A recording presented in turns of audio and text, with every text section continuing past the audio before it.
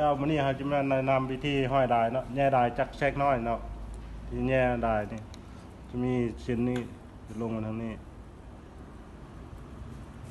จะประกอบสิตัวนี้จะออกตัวนี้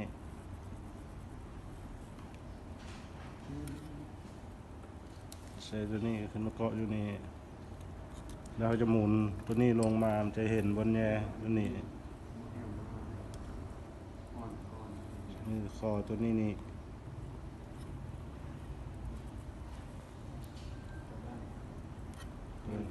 เนี่ยขึ้นมาใส่ตัวนี้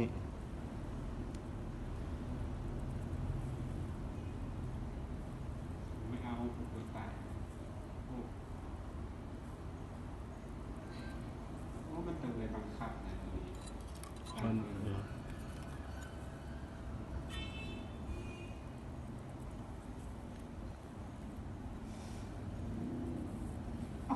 แหละ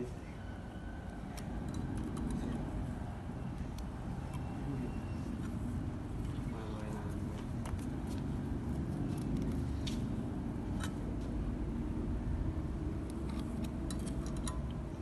แล้วเส้นนี้แล้วมันเส้นนี้ก็แง่ทางนี้ลงมา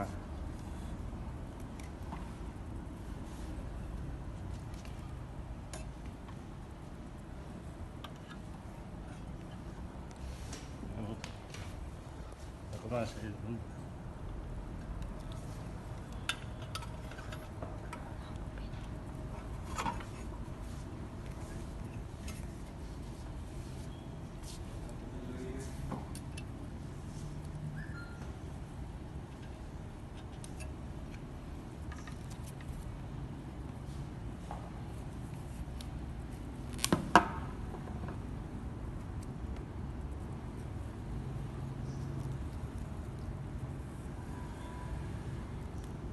ก็จะมาแง่ด้วยตัวนี้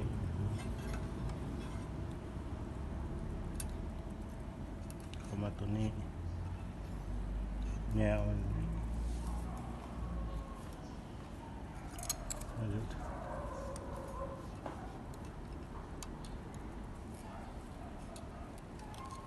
ตัวนี้อาจจะลองหมุนหัวจักรนี่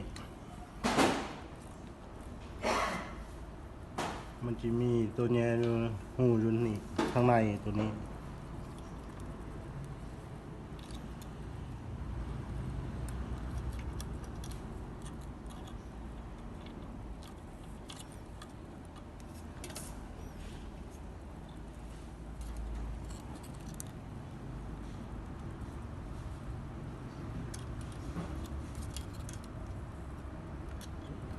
แง่เอามาตัวนี้เราจะหมุนตัวนี้ลงไปมาจะมีตัวบนแง่อยู่นี่อยู่ในเอาหมุนลงมาจะแง่แง่ตัวนี้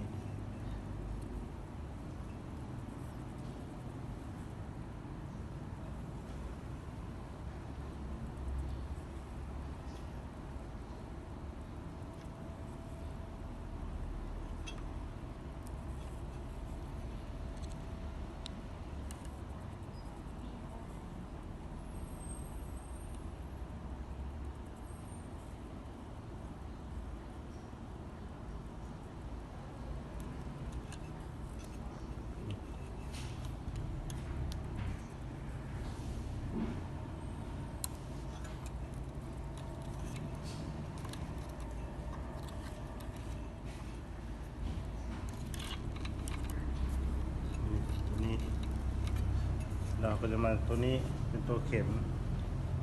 มันก็จะแง่ลงมาทางนี้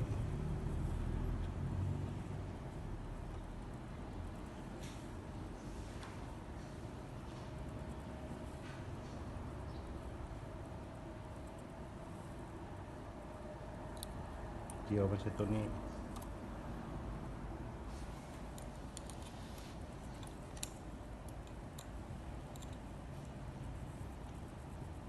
สอดกับตัวนี้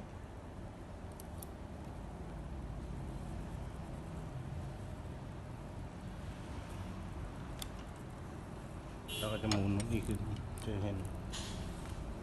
ลงมันตัวนี้จะเกาะใช้ตัวนี้นะ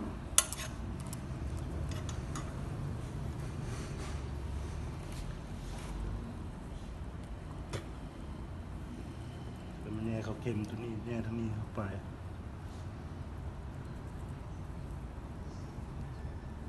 วิธีแย่ได้ก็มีแต่3 เซน